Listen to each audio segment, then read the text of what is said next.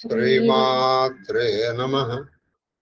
శ్రీ మహాగణాధిపతయే నమః. శ్రీ విష్ణురూపాయ నమః. శివాయ శివాయ గురవే నమః. ఓం నమః శివాయ. నమస్తే సరదాదేవి కాశ్మీరపురవాసిని త్వామహం ప్రార్థయే నిత్యం విద్యాదానం జదేహి మే. శ్రీకృష్ణ శరణం మమ. శ్రీకృష్ణ శరణం మమ. శ్రీకృష్ణ శరణం మమ. మహాదేవ మహాదేవ మహాదేవ. ఇష్టాగోష్ఠిగా సాగుతున్నటువంటి ప్రవచన ప్రవాహ త్రిపథగామినిలో 294వ రోజు ప్రవచనం. మన కళహస్తీశ్వర మహాత్మ్యం.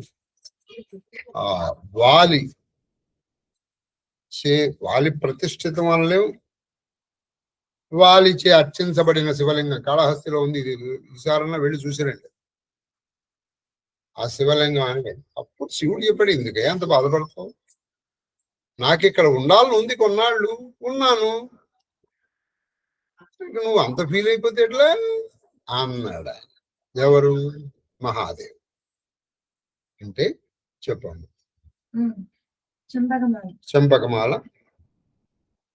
అని తన సజ్జలింగము సజ్జ అని చెప్పాను కదా, ఆ భరిణలో ఉన్నటువంటి లింగం. ఇప్పుడు ఇవాళ మేము ఒక చోటుకి వెళ్ళాము, ఆ భరిణలో పెట్టుకుని వెళ్తాం మనం. ఒకప్పుడు ఈ దేవతార్చనని పెట్టుకోవడానికి సంపుటములను ఉండేవి, ఇప్పుడు కూడా ఉన్నాయి, ఎందుకు లేవు.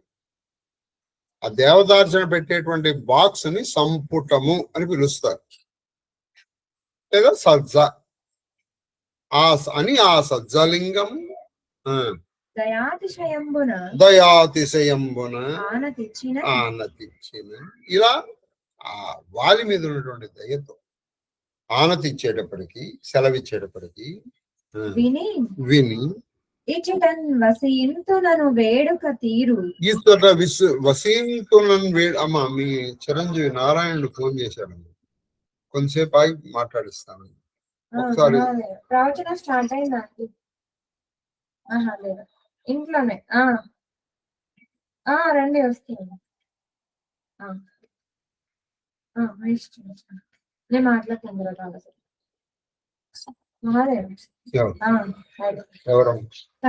ప్రవచనం స్టార్ట్ అయింది. తీర్థం తీసుకెళ్ళడానికి వస్తాను. సరే, క్వశ్చన్ అంటే ఇందాక మీ నారాయణుడు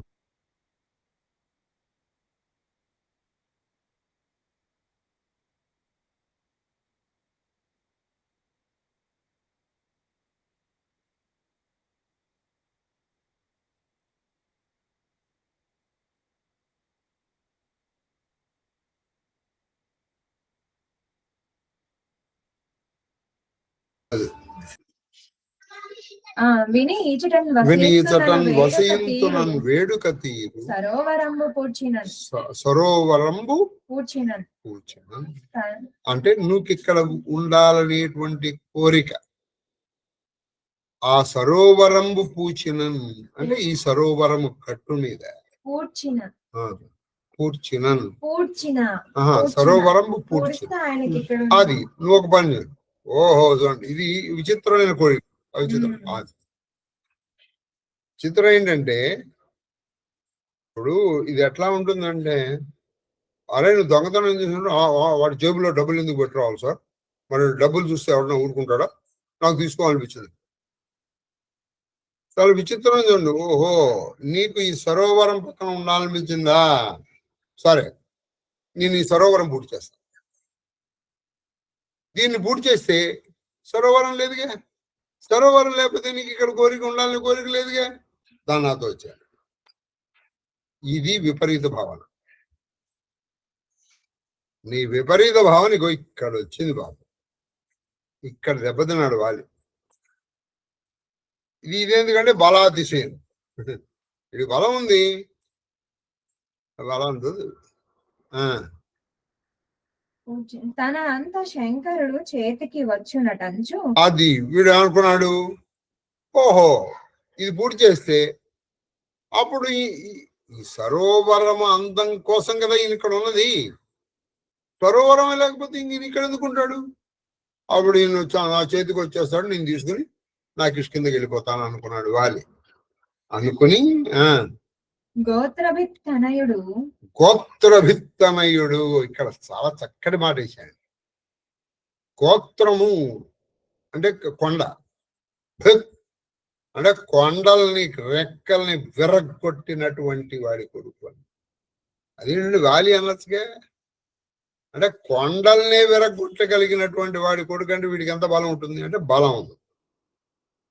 వాడి బలాన్ని నమ్ముకున్నాడు, బలాన్ని నమ్ముకొని దాన్ని పూడి చేద్దాం. రే శివుడు ఇక్కడ ఉండాలని అనుకుంటున్నాడు పాపం, కొన్నాళ్ళు ఉండనిద్దాం, పోనీ నేను కూడా ఇక్కడే ఉంటాను అని అనొచ్చు. లేదా శివాన్ని ఆయనకున్న బలానికి ఒక అడుగులో కిష్కిందకి వెళ్ళి మళ్ళీ ఒక అడుగులో ఇక్కడికి రాగలడు. రామాయణం చదివితే ఆయన అలాగే ఉండేది. ఆయన అర్ఘ్యప్రదానం చేయాలి కదా, మొదట అర్ఘ్యప్రదానం తూర్పు సముద్రం దగ్గర చేసి రెండో అర్ఘ్యప్రదానానికి ఇటు పశ్చిమ సముద్రానికి వచ్చేవాడు, మూడో సముద్రానికి ఇటు దక్షిణ సముద్రానికి వెళ్ళేవాడు. అది చేయమని లేదంటే బలం అన్నమాట. అంత బలశాలి. ఒక అడుగులో కింద నుంచి కాళహస్తికి రాలేడు, రాగలడు. ఇది పూడి చేద్దాం అనుకోండి. పైగా ఆయనకున్న బలానికి 14 బండరాలు తీసుకొచ్చి అది వేస్తే అది కాబట్టి అది పూడి చేద్దాం. శివుడు వచ్చేస్తాడు. ఈ మహానగం అది ఏం చేద్దాం అనుకున్నాడు, ఈ మహానగము దాన్ని పూడతాలంటే ఈయనేదో మున్సిపాలిటీ వాళ్ళకి ఫోన్ చేసి ఊరై ఆ చెత్త అంతా తీసుకొచ్చి ఇక్కడ ఏంట్రా, లేకపోతే ఆ ఇసుక అంతా తీసుకొచ్చి ఏమీలే, ఆ కొండ ఇలా ఎత్తేసి, కాళహస్తి కొండ ఉంది కదా, ఆ కొండ ఇలా ఎత్తి దాన్ని తీసుకొచ్చి ఈ సరోవరం మీద పెట్టేశాం అనుకోండి. ఇక్కడ అందుకే ఇందాక చూడండి, ఆయన గోత్రభిత్తనుడు, కొండల్ని విరగొట్టగలిగినటువంటి, కొండల రెక్కల్ని తెగగొట్టగలిగినటువంటి వాడి కొడుక్కి కొండ ఎత్తి ఒక చోట నుంచి ఎత్తి ఇంకో చోట పెట్టడం ఒక కష్టమా చెప్పండి? ఈజీగా పెట్టేది. ఇది ఇక్కడికి ఇక్కడ పెట్టేస్తే సరోవరం మూసుకుపోతుంది. సరోవరం మూసుకుపోతే శివుడికి ఇక్కడ ఉండాలనే కోరిక పోతుంది. శివుడికి ఇక్కడ ఉండాలనే కోరిక పోతే శివుడు నాతో పాటు వచ్చేస్తాడు, నా చేతికి వచ్చేస్తాడు. ఇది విపరీతం. కొంతమంది ఆలోచనలు ఎలా ఉంటాయంటే అండి, వాళ్ళు ఏమనుకుంటారంటే మేము చాలా బాగా ఆలోచిస్తున్నాం అనుకుంటారు. ఇప్పుడు ఈ ఆలోచన వాడి కలిపి అనిపిస్తుంది. ఇక్కడే మన దెబ్బతండి. దశ దిశలు తత్సరోవర విషద విషద పయ పూరముబ్బి పూరము ఉబ్బి వెడల తొడగెన్ శశిధరుని దండ దక్షిణ దిశ నిర్జర జలము ధరణి తేరుచు పొడయన్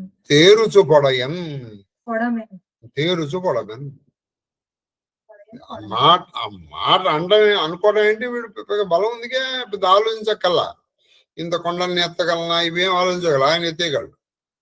ఎత్తేసాడు, తీసుకొచ్చి పడేసాడు. పడేస్తే ఏం జరిగిందంటే దశ దిశలు తత్సరోవరమ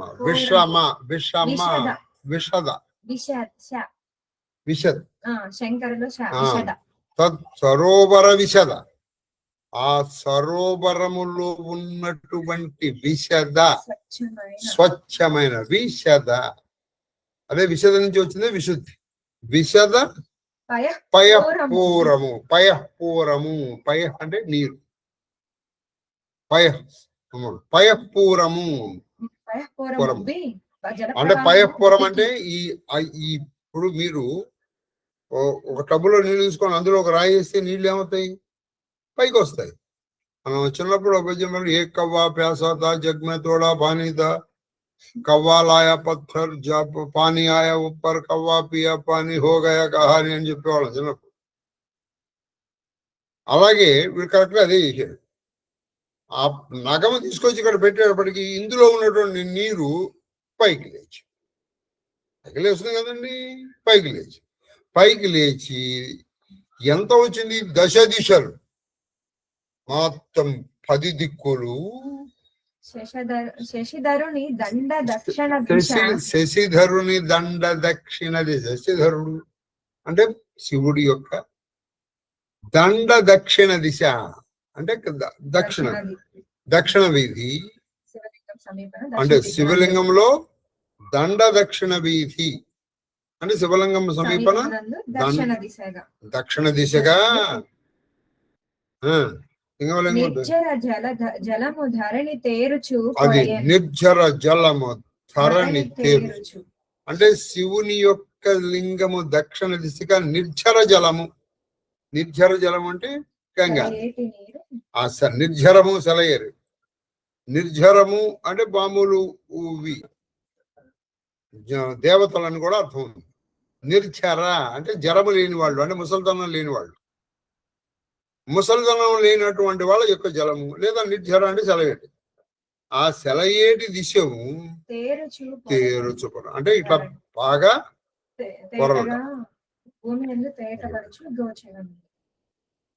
ఈ శివలింగము యొక్క దక్షిణ దిశగా కొన్ని నీళ్లు ఇటు పారాయి. ఇటు దక్షిణ దిశ. ఈయన ఇలా వేసేటప్పటికి నీళ్లు పైకి వచ్చి అందులో కొన్ని దక్షిణ దిశ మనకు కొంచెం పల్లంగా ఉందేమో అటు పల్లం వైపుకి వెళ్ళేటప్పటికి మత్తేరు. ఇది తీర్థోత్తమము. ఇది తీర్థోత్తమము. ఇందు నాడిన నరుండు నరుండి ఘోర సంసార దుఃఖ. ఇందు ఆడిన నరుండు సంసార దుఃఖ దవాగ్ని వ్యథ పాయు. ఆయన ఈ నీరు మామూలు నీరు కదమ్మా, చాలా మహిమాన్వితమైనటువంటి తీర్థం. ఈ నరస్సులో కనుక ఎవడైతే స్నానం చేస్తాడు, ఇది ఇప్పుడు ఈ నగం దక్షిణ దిశగా కొంత నీళ్ళు వచ్చాయి కదా, అక్కడ ఎవరైతే స్నానం చేస్తారో వాడు ఏం చేస్తాడంటే భయంకరమైనటువంటి సంసారం అనేటువంటి దావాగ్ని చేత దహింపబడుతున్నటువంటి మానవుడు ధరింపబడతాడు. ఇప్పుడు మనం చెప్పట్ల భావ దావ సుధ వృష్టి, ఈ చచ్చుట పుట్టుక అనేటువంటి దావాగ్నికి చల్లాలంటే ఒక భయంకరమైనటువంటి వర్షం రావాలి. అది కూడా అమృత వర్షం రావాలి. ఆ అమృత వర్షం ఏంటంటే ఆ భావాగ్ని దావాగ్ని పోతుంది. అంటే ఏంటి? పుట్టడం చాపటం అనేటువంటి దాటి నుంచి బయటకు వచ్చేస్తాడు. బయటకు వచ్చి పంకరుహ దృక్కంజాత గర్భాదిక త్రిదశుల్ కూడి చరింతురు. ఇక్కడ ఇంకో చెప్తున్నాడు పంకజ చెప్పండి. పంకరుహ దృక్కంజాత పంకరుహ దృక్కంజాత అంటే పంకరుహ దృక్ అంటే పద్మము వంటి కన్నులు గలవాడు, కమలనయనుడు అంటే విష్ణుమూర్తి. 2 కంజాత అంటే మన్మధుడు లేదా బ్రహ్మ. కం అంటే కమలన. కం అంటే కమలం. కమలము నుంచి పుట్టినటువంటి వాడు కమల నయనుడు, కమల గర్భుడు, కమలజుడు అంటే కమలము నుంచి పుట్టినవాడు. కంజాతు మగ అంటే బ్రహ్మ విష్ణువాది దేవతలు కూడా చరింతురు. ఇక్కడ ఈ జలమందు చరిస్తారు. ఇందు అణిమాది ప్రాప్తి అవుతుంది. పైగా ఇక్కడ నువ్వు స్నానం చేస్తే అణిమాది అష్టసిద్ధులు నీకు లభిస్తాయి. అణిమ, లఘిమ, గరిమ, మహిమ, ఈశుత్వ, వశుత్వ, ప్రాకామ్య, ప్రాప్తి, సర్వకామ అంటే అష్టసిద్ధులు లభిస్తాయి. భైరవాస్పదమి కొండ చెరించు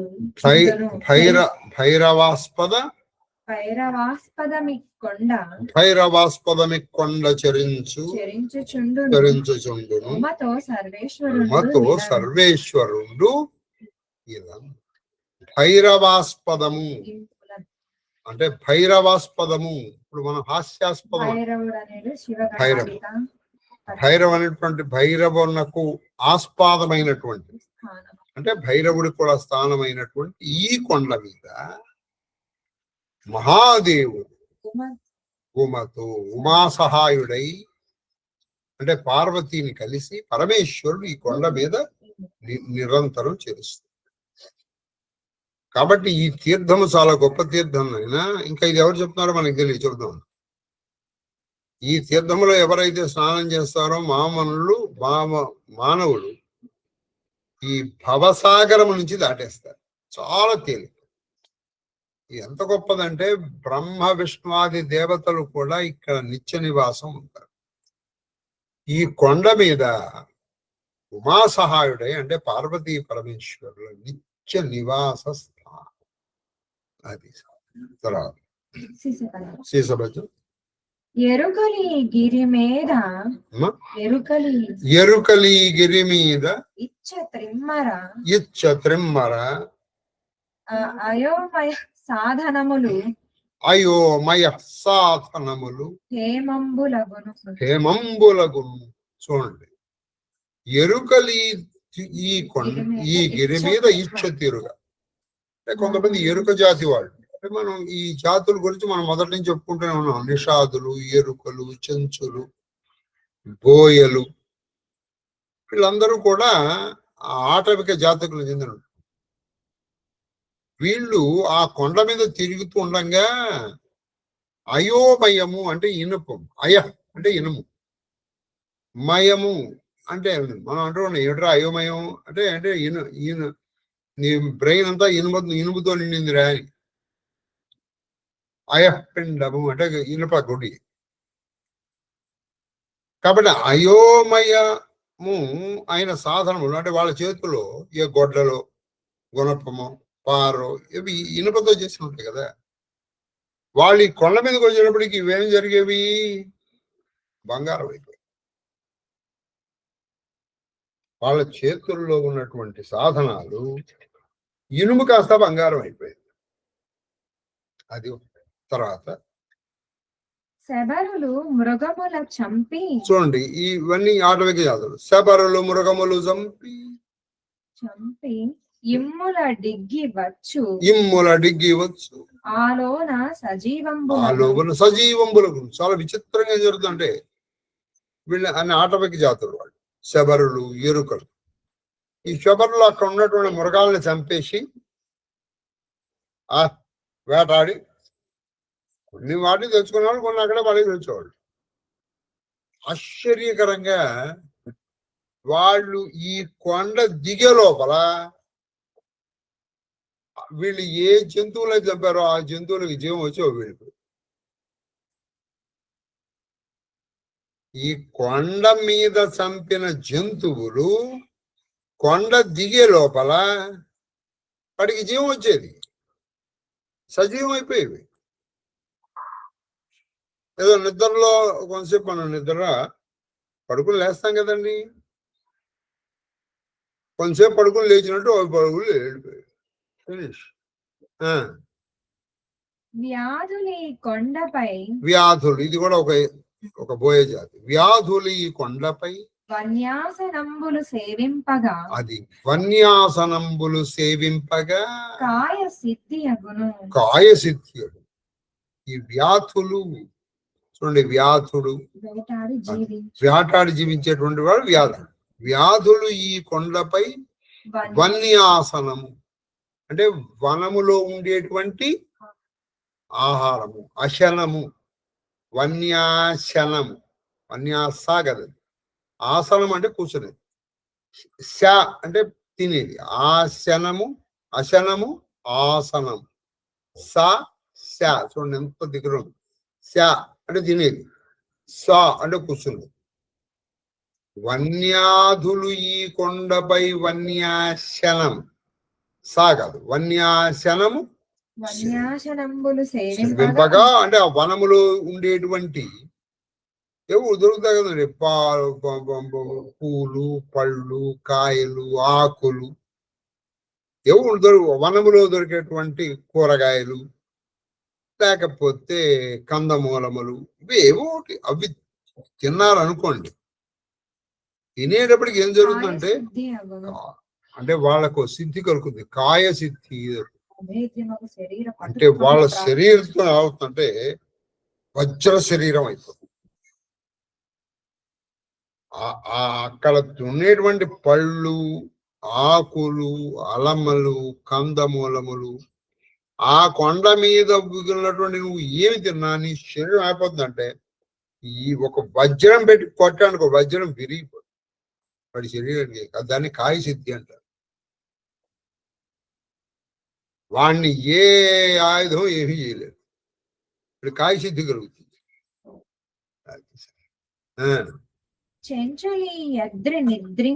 చూడండి, చెంచులు, ఇది కూడా ఒక ఆడవి కదా, చెంచులు అద్రిపై ఇప్పటికి కూడా మనకి ఆచారం ఉంది. కొన్ని చోట్ల వెళ్ళి పడుకుంటారు, కేవలం పడుకోవడానికి వెళ్తారు. మీరు విజయవాడ కనకదుర్గ గుడిలో కూడా అక్కడ పడుకుంటారు. ఆ రాత్రి అక్కడ పడుకుని పొద్దున్నే లేచి కృష్ణానదిలో స్నానం చేసి మళ్ళీ అమ్మవారిని దర్శనం చేసుకుని వెళ్తారు. ఇది మనకి మోహినీపురం, మోపిదేవి అని చెప్పబోయే మోహినీపురంలో ఉంది, తర్వాత ఇక్కడ ఉంది. కాబట్టి చెంచులి అద్రిపై నిద్రించ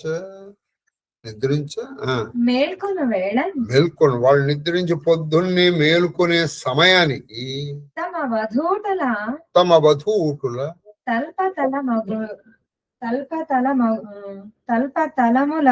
అది వీళ్ళు ఇక్కడ పడుకున్నా అనుకోండి, వాళ్ళ వధూటులు అంటే వాళ్ళ యొక్క భార్యలు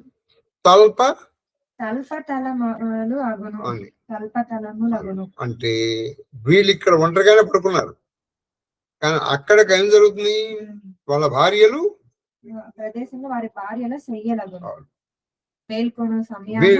వీడు ఇక్కడ ఒంటరిగా పడుకున్నాడు, ఎవరు లేరు అక్కడ. వీడు వేరుకునేప్పటికీ వీడి పక్కన వీడి భార్య,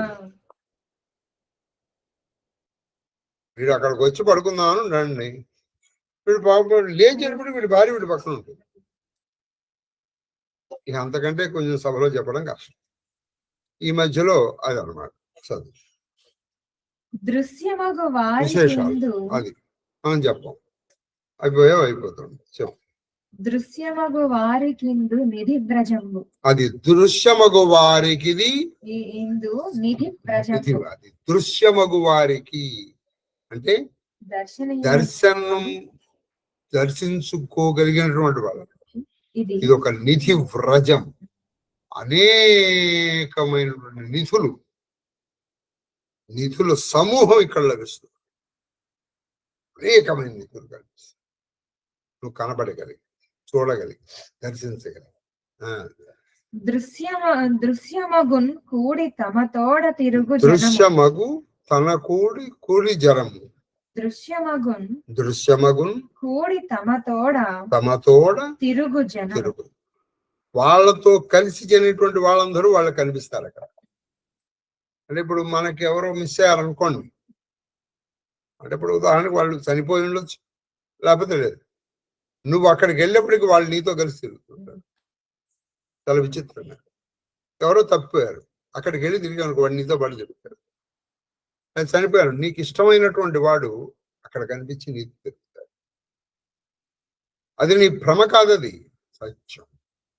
అది విస్మయము చెప్పనొక్కొక్క వేళ, అది విస్మయము చెప్పనొక్కొక్క వేళ దాని సానుభూముల మహిమ అతిశయ విధంబు. అది ఆయన ఆ పర్వత సానువుడు, ఆ పర్వత ప్రాంతముల మహిమ నీకు చెప్తూ ఉంటే నీకు ఆశ్చర్యం కలిగిపోతుంది. ఏమిటి ఇప్పుడు చూడండి, ఇవన్నీ ఆశ్చర్యం కలగట్లా? కొండ మీద సామాన్యంగా ఆడబోయులు కదండి ఉండేది. మొదట ఎవరున్నారు అక్కడ? ఒకసారి చదువు. ఎరుకలు కనుక ఆ కొండ మీదకి వెళ్ళి అనుకోండి, వాళ్ళ చేతుల్లో ఉన్నటువంటి గడ్డపార లేకపోతే పళ్ళు ఇటువంటివన్నీ ఉన్నాయి కదా, వాటిని చంపడానికి అవి బంగారం అయిపోయాయి కొండ మీదకి వెళ్ళగానే. సరే, వీళ్ళు కొండ మీద జంతువుల్ని చంపేవాడు. చంపి తిరిగి వచ్చేటప్పటికి ఆ జంతువులు బతికోళ్ళు వెళ్ళిపోయారు.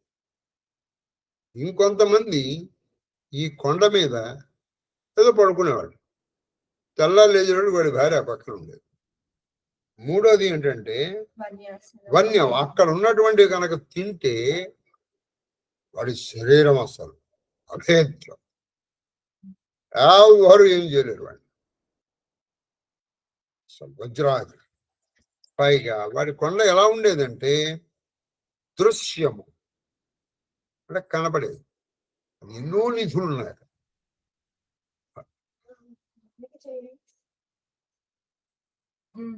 రత్నములు కావచ్చు, బంగారం కావచ్చు, అనేకమైనటువంటి. అంతేకాదు, ఇంత పూర్వం వీళ్ళు కోల్పోయినటువంటి వాళ్ళు కూడా అక్కడికి వెళ్ళేప్పటికీ వాళ్ళతో పాటు తిరుగుతూ ఉండేవాళ్ళు. ఇలా ఈ కొండ మహిమల్ని చెప్తూ ఉంటే, కొండ ఇక్కడ ఇలా జరుగుతుంది, ఇక్కడ ఇలా జరుగుతుందని చెప్తూ ఉంటే నువ్వు ఆనందంతో ఉబ్బి తబ్బిబ్బైపోతావు నాయన అని చెప్తా. కందబెజ్జం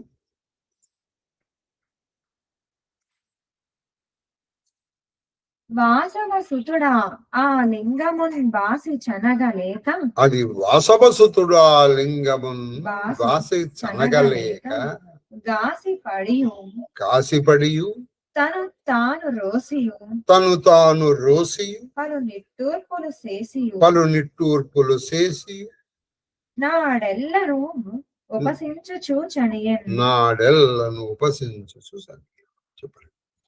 ఆ వాసవుడు అంటే ఇంద్రుడు. ఆ ఇంద్రుడి కొడుకు అయినటువంటి ఆయన ఆ లింగాన్ని వదిలి వెళ్ళలేడు. లింగమా రాదు. ఎందుకని? ఇప్పుడు ఆ శివలింగము ఇప్పుడు కొండ కాదు, కొండ అయిపోయింది కదా. ఇక లేదు, దాన్ని వదిలి వెళ్ళలేక చాలా గాసి పడ్డాడు. గాసి అంటే చాలా బాధపడ్డాడు. గాసిలా అంటే చాలా చాలా ఇబ్బంది పడ్డాడు. వదిలి వెళ్ళలేడు, అది రాదని తెలిసిపోయింది. తను రోసి తను అసహించుకున్నాడు. ఆయన ఏదో కొన్నాళ్ళు ఉండి వచ్చేస్తాడు కదా, నేను వచ్చేసి కదా, అసలు నేను ఇక్కడికి ఎందుకు రావాలి? ఇప్పుడు మన ఆలోచనలు ఎలా ఉంటాయంటే అండి, రమణ మహర్షి ఎక్కువ చెప్పలే, ఒక్కటి నేను చదువుతుండే తెలుసు, అదొక్కటి అర్థం చేసాలండి జీవితంలో. ఇంకా నీకు ఏది అర్థం కాదు. జరగవలసింది జరగక జరగకూడంది జరగదు. నువ్వు ఎంత ప్రయత్నించానో చదువు. వదిలిపారే. నువ్వు ఆగుతారా జనం? అది అలా జరగవలసింది, అంతే. అది జరుగుతుంది. వదిలేసామనుకోండి, మనసు ఎందుకు, మనం ఏది వదిలిపెట్టలేకపోతున్నాం కాబట్టి మనం అది. కాబట్టి తను రోసి తను అసహించుకుంది. అది పలు నిట్టూర్పులు చేసి, చాలాసార్లు నిట్టూర్పు, అయ్యో నిట్టూర్పు, గాలి గట్టిగా వదిలేసాడు. ఏం చేస్తాడు? ఏం చేసినా అయిపోయింది. ఒక మనిషి పోయాడు, నువ్వు ఎంత ఏడిస్తే మాత్రం ఆయన వస్తాడండి? అతను వస్తాడు. అంతే. కొంతసేపు ఏడుస్తాం, 1 గంట 2 గంటలు, ఓ రోజు 2 రోజులు 3 రోజులు 4. కాలక్రమాన out of sight out of mind. మనకి అందరికీ అధికంగా ఉండి 11 రోజులు రోజు గుర్తొస్తాడు. అది రాదు, నెలకు వస్తాయి, తర్వాత సంవత్సరం, 20 సంవత్సరాలు రాదు. అంటే ఇవాళ శుక్రవారం నాడు వచ్చింది, శనివారం నాడు వస్తే బాగుండేది అంటే అప్పుడు మన ఆఫీస్ వర్కే ఇంపార్టెంట్. అది అదే ಮತ್ತೆ ఇది ఎవరు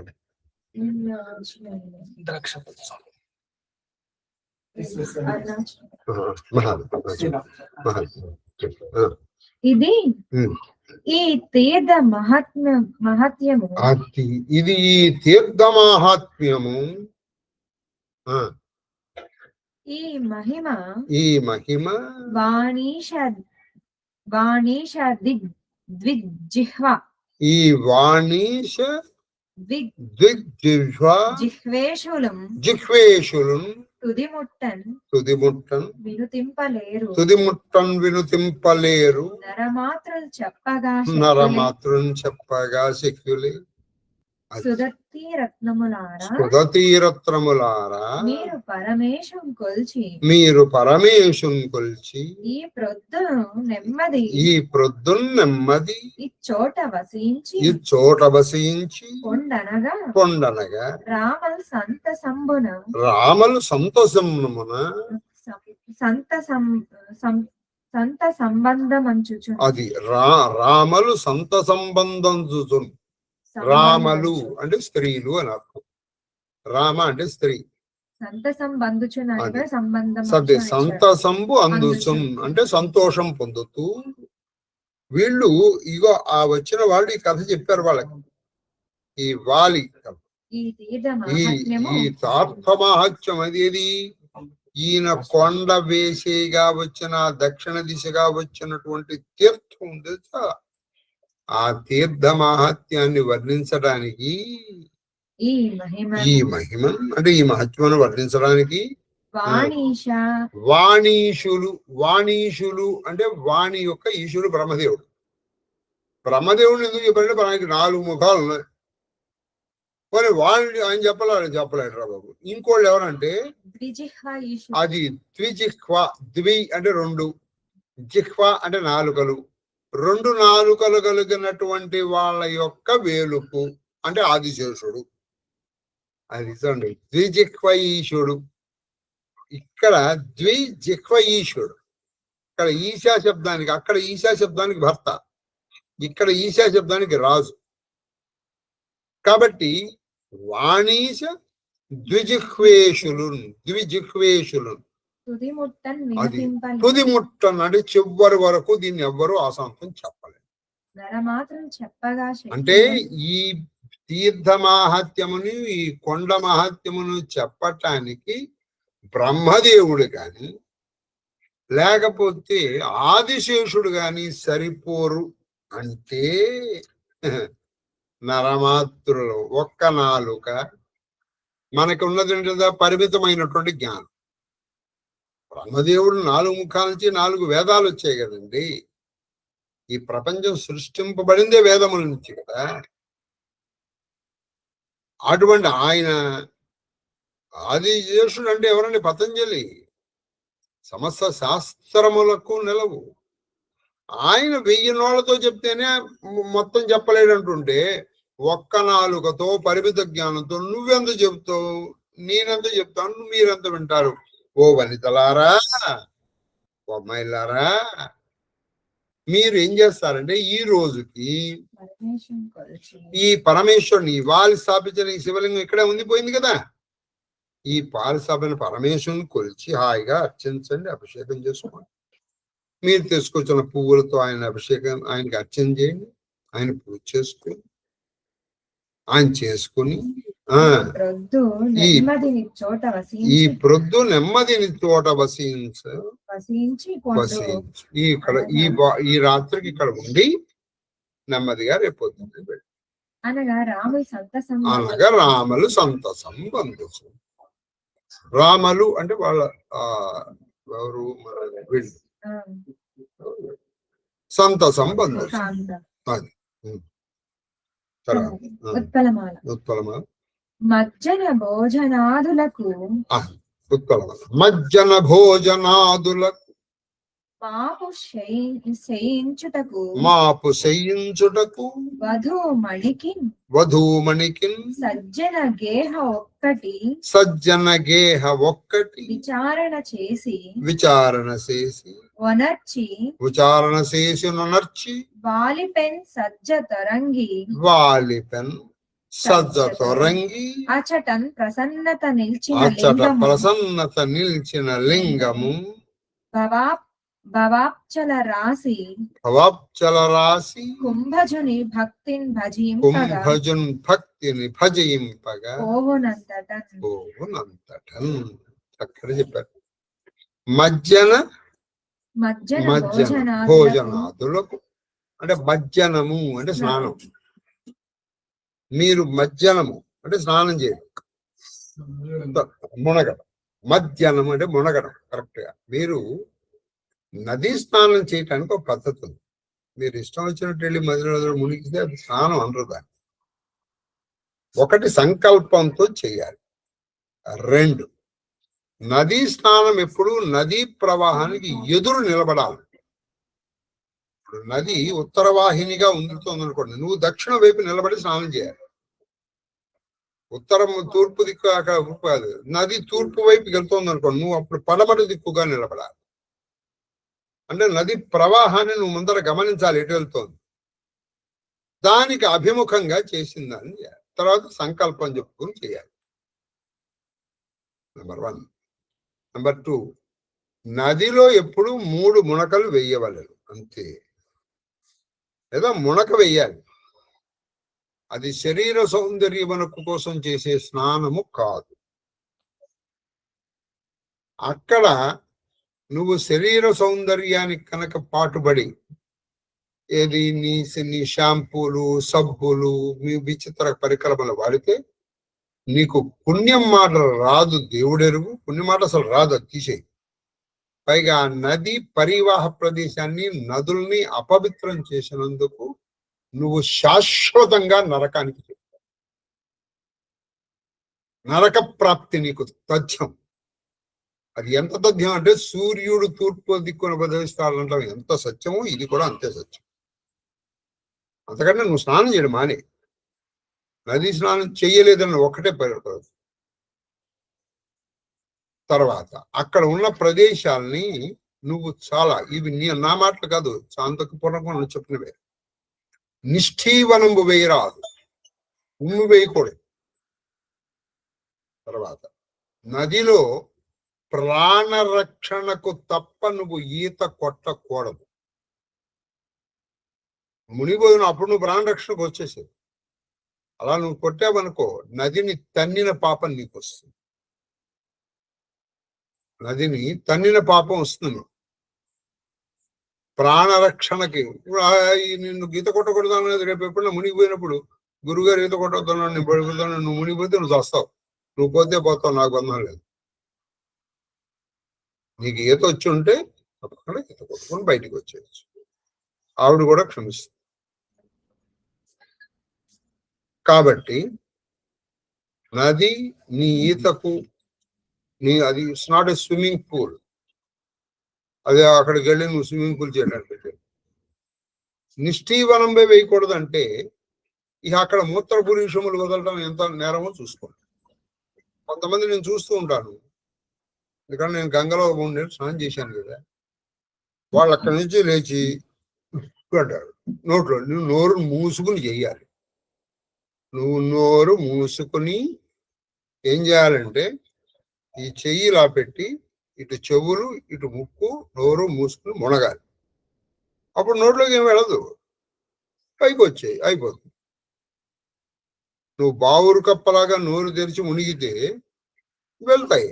ఆ వెళ్ళినవి మరి ఏం చేయాలి? మినుగు లేదు అని చేసి ఆ పక్కన ఉన్నటువంటి వాడు ఏమిటి, నువ్వు ఉమ్మేసిన నీళ్ళతో వాడు స్నానం చేయాలి. పైగా నీ దౌర్భాగ్యము, నీ దురదృష్టం పండి ఆ పక్కన ఎవరైనా అప్పుడే సంధ్యావందనం చేసుకుంటూ వాడు అర్ఘ్యప్రదానం వదులుతున్నాడు అనుకుందాం, వాడికేం నష్టం లేదు, ఎందుకంటే ప్రవాహంలో ఏ దోషాలన్నీ కొట్టుకుపోతాయి. అలా చేసినందుకు, నదిని అపవిత్రం చేసినందుకు, వాడికి ఇలా చేసినందుకు నువ్వు హాయిగా రౌరవాది నరకాలలో శాశ్వతంగా పడిపోతావు. కాబట్టి గంగకెళ్ళిన ప్రతివాడు ఉద్ధరింపబడుతున్నాడు అనుకుంటే అంతకంటే మించి తప్పు లేదు. వాడు ఉద్ధరింప మాట్లాడే దేవుడు ఎరుగు. ఉన్న స్థితి నుంచి కిందకి దిగజారుతున్నాడు. మీరు ఎక్కడికైనా వెళ్ళండి, ఎంతో మంది ప్రవచనకర్తలు చెబుతూనే ఉన్నారు, ఈ వెధవలు చేసే పని చేస్తున్నాం. మిమ్మల్ని ఎవ్వరూ తీర్థయాత్రలు చేయమను ఇంకోటి చేయమను చెప్పలేదు. చేశారా సవ్యంగా తెలుసుకుని చెయ్యండి. చెయ్యడం రాలేదు, హాయిగా నవరంధ్రములను మూసుకుని ఇంట్లో కూర్చో. హాయిగా, ఇది బెస్ట్. ఇంట్లో కూర్చొని హాయిగా హరే రామ రామ రామ హరే హరే, హరే కృష్ణ కృష్ణ కృష్ణ హరే హరే అనుకోండి. ఇది కలితారణోపనిషత్తు అంటారు. ఇది కలిలో ఇదే మంత్రం. అలాగంటే ఇప్పటి నుంచి శ్రీరామ్ అట్లా మానేస్తాను అనకక్కర్లేదు. ఏదైనా నామస్మరణ. మీరు నేను చెప్పాను కదండి, జానాబాయి మహాభక్తురాలు, ఆవిడ పేరు విన్నారా? మహాభక్తురాలు అనగానే మీరు నాలాగా ఆవిడ పెద్ద విభూతి పెట్టుకుని, పెద్ద బొట్టు పెట్టుకుని, కాషాయం కట్టుకుని గంగొడ్డు నేను కూర్చోదు ఆవిడ. మీకు భక్తికిన్ను నీ అవతారానికి పెద్ద సంబంధం ఉండదు. ఆవిడ 10 ఇళ్లలో పని చేసుకుని పని మనిషి, ఇల్లు ఉడిచి అంట్లు దోమేది. ఆవిడ భక్తి ఎంత గొప్పదంటే ఆవిడ ఇల్లు ఉడిస్తే శ్రీకృష్ణుడు వచ్చి చాట పట్టేవాడు, ఏది ఆ చెత్త పోసుకోవడానికి. ఈయన వెళ్ళి పోసేవాడు. అలా చేసేవాడు వచ్చేవాడు కృష్ణుడు అని ఆవిడకి తెలుసు. ఈయన అంట్లు తోముతుంటే కృష్ణుడు వచ్చి నీళ్లు పోసేవాడు ఆ ఇంట్లో తొలవడానికి. చదువుకోండి, మీరు ఎప్పుడన్నా పండరీపురం వెళ్తే చూడొచ్చు. ఒకానొక సందర్భంలో ఆవిడ పక్క ఆవిడతో గొడవ పడుతుంది. అంటే కబీర్ దాస్ అటు నుంచి వెళ్తున్నాడు. ఏమిటమ్మా ఎందుకు అలా గొడవ పడతారంటే, ఏం లేదు స్వామి, నా పిడకలు ఆవిడ తీసుకుంది. అప్పుడు జానాబాయి అంటే, నీ పిడకలని ఎలా తెలుసమ్మా ఇవి నీకు? నాకు తెలుసు అండి, కావాలంటే ఈ పిడక తీసుకుని చెవి దగ్గర పెట్టుకోండి, మీకు అది భగవన్నామం చెప్తుంది. ఎందుకని ఆవిడ ఏది చేసినా భగవన్నామంతో చేసేది. అది పెట్టాల అది ఇలా పెట్టేటప్పటికి విఠల అనే శబ్దం వచ్చింది కబీర్. ఆయన ఆవిడ కాళ్ళ మీద పడిపోయింది. ఇది మొన్న మన కలియుగంలో ఒక శతాబ్దం క్రితం జరిగినటువంటి విషయం. కాబట్టి ఇప్పుడు ఇక్కడ ఇంతకీ మనము నీ ఇష్టం వచ్చినట్టు నువ్వు చెప్తే ఎట్లయింది? ఇలా మనకేం జరుగుతుందంటే, మనము ముందర అసలు ఉండవలసిన భక్తి పోయింది. ఈ బాహ్యమైనటువంటి ఆడంబరాలు ఇవి పెరిగిపోయింది. దానికి తోడు కొంతమంది ప్రవచనకర్తలు వీళ్ళు కూడా, నువ్వు ఇక్కడికి వెళ్ళావో నీకు ఉద్యోగం వస్తుంది, అక్కడికి వెళ్ళావో నీకు పెళ్ళైపోయి, ఇక్కడికి వెళ్ళావో నీకు సంతానం, ఇక్కడికి వెళ్ళావో ఇది. నాకు ఇప్పటికి కూడా అర్థం కాని విషయం ఏంటంటే, చిలుకూరు బాలాజీ నీ వీసా వెంకటస్వామి అంటాడు. పాపం వాడికి పని లేదు, నీకు వీసా ఇప్పించడం తప్ప. నీకు వీసా ఇప్పించడం తప్ప ఆయనకి అసలు పని ఏమీ లేదు. ఎవడొస్తాడో వాడికి వీసా ఇప్పిద్దామని అనుకుంటాడు.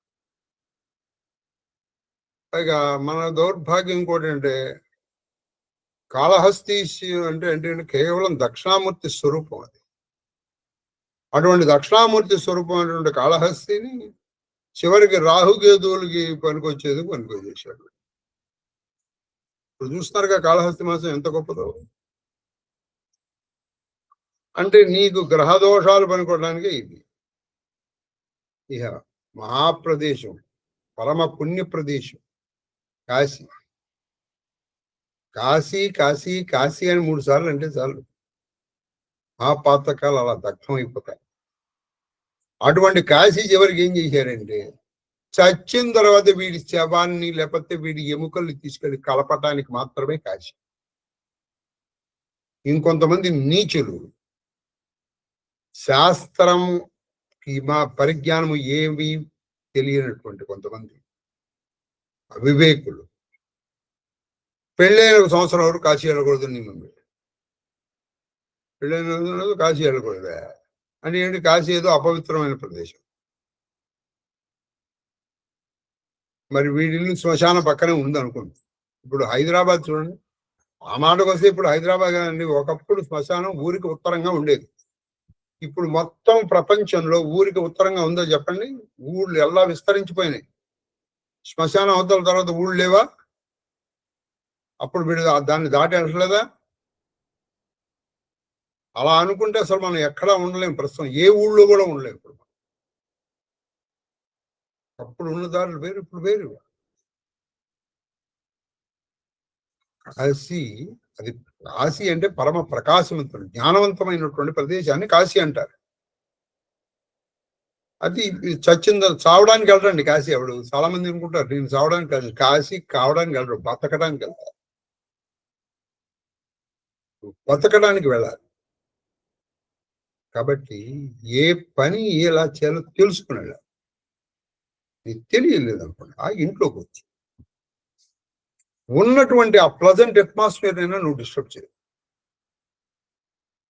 ప్లస్ నాకు అధికారం రాదనుకోండి, నీ కనుక మనం ఇంగ్లీష్లో చెప్తుంటాం, if I were the prime minister అంటే మనకి ఎప్పుడూ జరగని దాన్ని కండిషనల్ క్లాజ్లో థర్డ్ టైప్ వాడుతూ ఉంటాం. అంటే when I was teaching English, నాకు ఈ కండిషనల్ క్లాజ్ అంటే చాలా ఇష్టం. ఇఫ్ ఐ వర్ అంటే నేనైతే, నువ్వు కావుగా ఎలాగో. అది మొట్టమొదటి నేను చేసే పని ఏంటంటే సంస్కరణలు అన్నిటికంటే కూడా అన్ని దేవాలయాలు ఫలితుడు 2 BHK 3 BHK ఏసీ రూమ్స్, ఆ రూమ్స్ అవర్ కోలబట్టించేస్తాను. ఎక్కడైనా సరే నువ్వు గుడికి వెళ్ళావా, కింద పడుకో. ఇది మనం పంచక్రోస్కి వెళ్ళినప్పుడు, మీరు నాతో పంచక్రోస్కి వచ్చారో లేదో నాకు తెలియదు, కానీ కింద పడుకో. నీకు కింద పడుకోవడం రాదు, మానే వెళ్ళడం మానేవే. నువ్వు ఇప్పుడు తిరుమలకి వెళ్ళకపోతే ఇప్పుడు ఆయనకు వచ్చిన నష్టం ఏంటి? లేకపోతే నీకు వచ్చిన నష్టం ఏంటి? నేను మంచం మీద తప్పితే పడుకో, మంచం మీద పడుకోపోతే నీ ఇంట్లో పడుకో, అది తిరుమల కిందే పడుకో. అసలు ఈ రూమ్ కల్చర్ ఉంది సార్, అది తీసేస్తాను. దానితో అసలు సహన రష్ తగ్గిపోతాను. మీరు హాయిగా దేవుణ్ణి హాయిగా దర్శనం చేసుకో, మీరు హాయిగా దర్శనం చేసుకోవచ్చు. మనకి రూమ్ ఎందుకు కావాలి చెప్పండి? మనం పంచక్రోస్కి వెళ్తున్నాం, మనం మా శరీర అవసరాలు తీర్చుకోవట్లేదా? మనం 1, 2 పూర్తి చేసుకోవట్లేదు. అప్పుడు మనం ఎలా వెళ్ళాం చెప్పండి అక్కడ కాశీ? మీరు నాతో పాటు మీరు కూడా కొంతమంది వచ్చారు. ఒకే పంపు, అటువైపు తిరిగి ఆడవాళ్ళు, ఇటువైపు తిరిగి మగవాళ్ళు స్నానం చేశారు. వాళ్ళ తర్వాత నేను చేస్తానంటే మన గ్రూప్ వాళ్ళు వెళ్ళిపోతారు, నువ్వు ఇక్కడ నువ్వు కూర్చోవాలి. బట్టలు కూడా అలాగే పెట్టుకున్నాం మనం. వాళ్ళు అటు తిరిగారు, వీళ్ళు ఇటు తిరిగారు, కట్టుకున్నారు, వీళ్ళు బయలుదేరి వెళ్ళిపోయారు. రాత్రి 1 గంటకి ఆడేంటి మగేంటి. నీ శరీర సౌందర్యాన్ని కాపాడుకోవడానికి నువ్వు గంట సేపడుతుంటావు. ఇక్కడ నువ్వు ఇలా పెట్టి, ఇలా తిప్పి, సోహన్ బాబు రింగులు తిప్పి, ఇన్ని తిప్పేటప్పటికీ నీకు భక్తి ఏముంటుంది? నీకు ఇంక భక్తి ఏముంటుందండి? నాకు తెలియదు. ఇప్పటికి కూడా కొన్ని గుడులలో సంప్రదాయ సుస్తుల్లో వస్తే గానీ నీకు దర్శనం లేదు. పెట్టు, పంచకట్టుకు మానే, ఆటోమేటిక్గా రష్ తగ్గిపోతుంది. ఎందుకంటే తీర్థయాత్రలు విహారయాత్రలకి పెద్ద డిఫరెన్స్ ఉండట్లా. చాలా తీర్థయాత్రలు విహారయాత్రలుగా అయినాయి. అప్పుడు ఏం జరుగుతుందంటే భక్తులు ఉన్నవాడు వెళ్తాడు, లేనివాడు మానేస్తాడు. అసలు ఇంకో డ్రాస్టిక్ స్టెప్ ఉంది నా దగ్గర, అది ఇంకా భయంకరంగా ఉంటుంది. తిరుమల కానీ శ్రీశైలం కానీ ఘాట్ రోడ్ని పగలగొట్టేయాలి. నడిచాడు. నడవలే మానే, స్టాప్ ఇట్. నడిచాడు. ఒక విషయం చెప్పండి, నేను నడవలేనండి అని నువ్వు అన్నావు అనుకుందావు, నీ భర్తో, మీ అమ్మో, మీ నాన్నో, లేకపోతే నీకు బాగా కావలసినటువంటి వాడు, నువ్వు నడిచెళ్తే గాని బతకడు అని తెలిసింది అనుకో, నడుస్తావు నడవ. అప్పుడు నీ కాళ్ళ నొప్పులు, నడుము నొప్పులు, మెడ నొప్పులు, ఈ నొప్పులు ఏదైనా గుర్తొస్తాయా? నడు. నేను నడిచాను. ప్రతిసారి నేను తెలుగు నడపడంలో అక్కడ ఉన్నవాళ్ళు బాబు ఈయన ఎందుకని నడుపుతాను. నేను చెప్పాను, నువ్వు ఎంతసేపట్లో నడుస్తావా అన్న. నాకు 2 గంటలు పడుతుంది. నేను 1:45 నేను నడుస్తాను. నువ్వు కావాలంటే నా ఫోన్ నెంబర్ ఇస్తున్నాను, నువ్వు పైకి వెళ్ళిన తర్వాత ఫోన్ చేయాలి. అసలు మనం కష్టపడడానికి ఇష్టపడమండి. పైగా నువ్వు అక్కడికి వెళ్ళి సుఖం కోరుకునే దానికి నువ్వు అక్కడికి వెళ్ళడం ఎందుకు? సుఖం కోరుకునేటప్పుడు ఇక్కడ కూర్చో. నీకు ఇంట్లో అన్నీ ఉన్నాయి కదా, ఇంట్లో డబల్ కాట్ ఉంది కదా, ఇంట్లో ఏసీ ఉంది కదా, ఇంట్లో మిగతా ఫెసిలిటీస్ ఉన్నాయి కదా, అవి ఇక్కడ చూడు. అక్కడికి వెళ్ళి దాన్ని ఏడుస్తానంటే పిచ్చివాడ. అక్కడికి వెళ్ళిన తర్వాత నువ్వు కష్టపడాలి. కష్టపడగలిగితే వెళ్ళు, లేకపోతే నవరంధ్రాలని మూసుకుని ఇక్కడ కూర్చో. కొంచెం కష్టంగా ఉండొచ్చు కానీ నిజం మాత్రం అదే. రష్ తగ్గాలంటే అదొకటే మార్గం. 12 గంటలు పడుతుందండి, 5 గంటలు పడుతుంది, ప్రతివాడు వెళ్తున్నాడే. చెప్పండి. అది మధ్యాహ్న భోజనాదులకు. అమ్మ మీరు ఇక్కడ స్నానం చేయడానికి, భోజనం చేయడానికి, మాపు శయనించుట కంటే ఇదంతా అయిపోయింది. మరి సాయంకాలం మాపు శయనించుటకు, రేపు అంటే పొద్దున అని మనం అనుకుంటాం, టుమారో అంటాం, కాదు రేపు అంటే పొద్దున అని. రేపట కడ అంటే పొద్దున్నే అని. మాపు అంటే సాయంకాలం. సరే రాత్రి పూట మాపు శయనించుటకు, రాత్రిపూట పడుకోవడానికి. వధూమణికి, వధూమణికి అంటే వధువుల్లో శ్రేష్ఠ వధూమణి. ఈ రత్నం అంటే స్త్రీలకు అది సజ్జన గేహం ఒకటి. అంటే ఇక్కడ దగ్గరలోనే ఒక మంచి వాళ్ళ ఇల్లు ఉందమ్మా. ఎందుకంటే సత్పురుషుల గృహం. ఆడపిల్లల్ని ఎక్కడ పడితే అక్కడ మనం పంపించలేము, ఉంచలేం కదండి. కాబట్టి ఇక్కడ ఒక సజ్జనులు ఉన్నారమ్మా. వాళ్ళ ఇంట్లో ఒక సజ్జన గేహం అంటే ఇల్లు, ఒక సజ్జన గేహం ఒకటి. విచారణ చేసి అంటే కొంచెం బాగా ఎంక్వైరీ చేయండి. ఎవరు వీళ్ళు? ఓ ఈయన రోజు అభిషేకం చేసుకుంటాడండి, మంచివాడండి, ఏదో చెప్పండి. అంటే ఊరికే పంపించేయకండి, ఎవడో వింటే కదా. నువ్వు విచారణ చేయి, నువ్వు ఎంక్వైరీ చేయి. చేసి వనర్చి చేసి అది వాలి పెన్ సజ్జ తొరంగి అచట ప్రసన్నత నిల్చిన లింగమున్. ఆహా, ఈ వాలి యొక్క పెన్ సజ్జల అంటే పెద్దదైనటువంటి ఆ భరిణి, ఆ పెద్దదైన సంపుటాన్ని వదిలి ఇక్కడ ఉన్నటువంటి, ఇక్కడ నిలిచినటువంటి ఈ లింగమాన్ని నువ్వు భవాబ్జల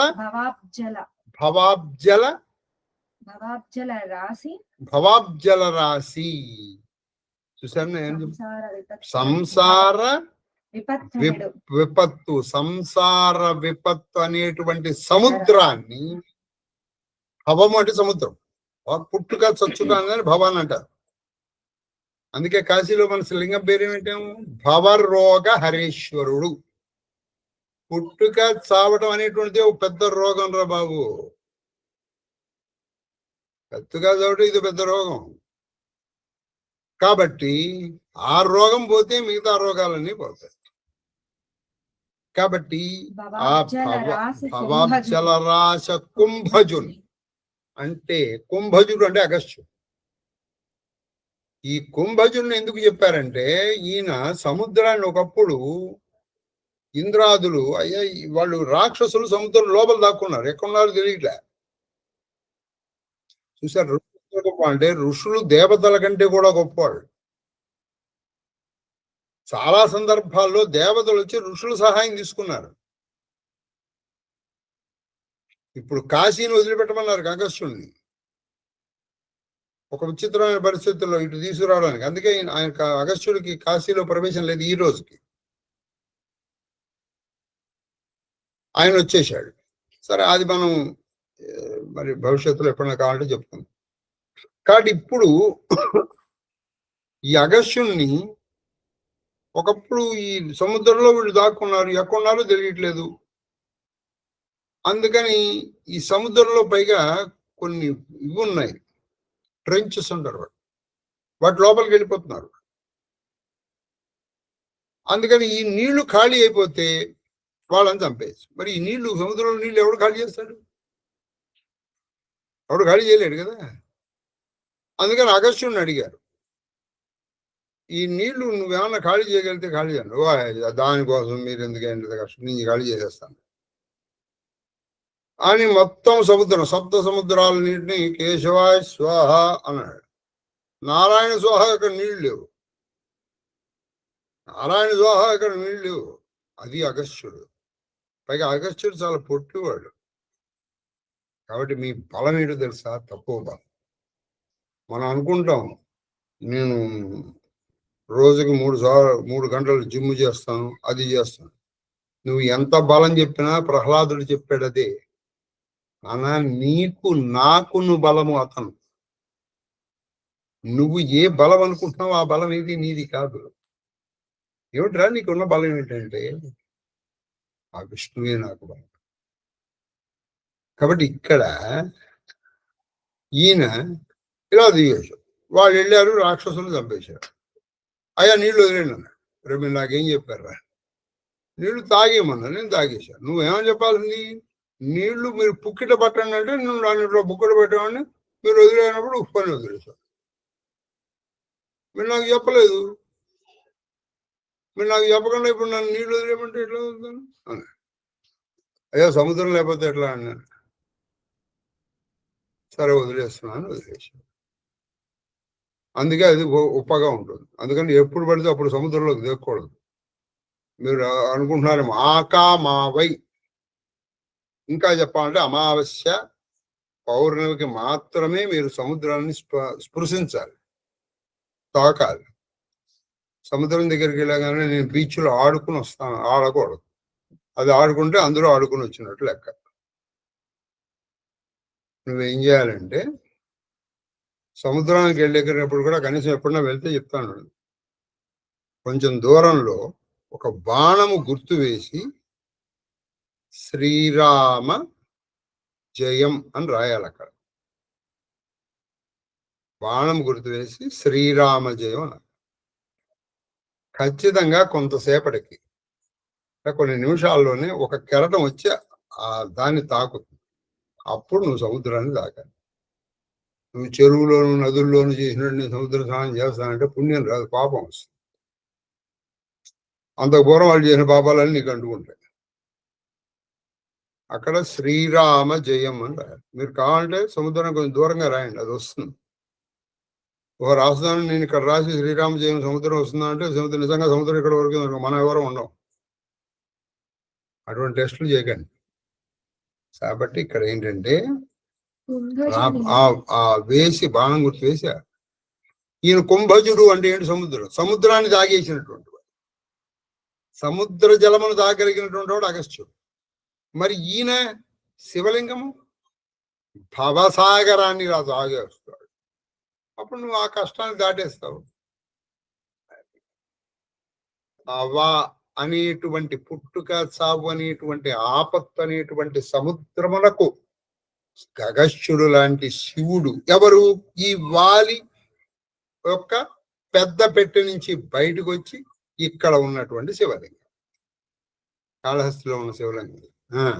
ఆ శివలింగాన్ని మీరు అర్చించి, ఓ యువతులారా ఇవాళ ఇక్కడ పడుకుని ఇక్కడ స్నానం చేయండి, భోజనం చేయండి, రాత్రి పడుకోవడానికి ఇక్కడ మంచి వాళ్ళు ఎవరో కొంచెం అటు ఇటు ఎంక్వైరీ చేసుకుని వాళ్ళు రాత్రికి అక్కడ ఉండండి.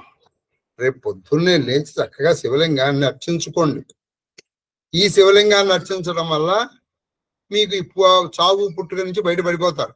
పడి భక్తి భజింపగా పోవునంట. భక్తిని అప్పుడు రేపు పొద్దున వెళ్ళి మీరు భక్తిని వైపు. కాబట్టి ఈసారి వెళ్ళినప్పుడు ఆ కాళహస్తిలో ఆ లింగం చూసిరండి. అది మీరు వెళ్ళి అంటుకునే ఆట రాకండి. మహాదేవ మహాదేవ మహాదేవ.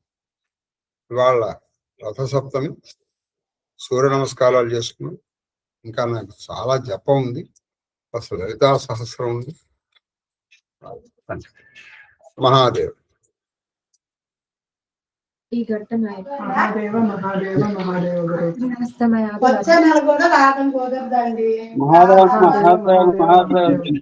మహాదేవ మా శ్రీలలిత మహాదేవ కేక్యూ మహాదేవ మహాదేవ మాస్టర్. మహాదేవ మహాదేవ మహాదేవ మహాదేవ మహాదేవ మహాదేవ తల్లి జయలక్ష్మి గారు మహాదేవ. ఫోటో అది చేసి ఇచ్చేసారా?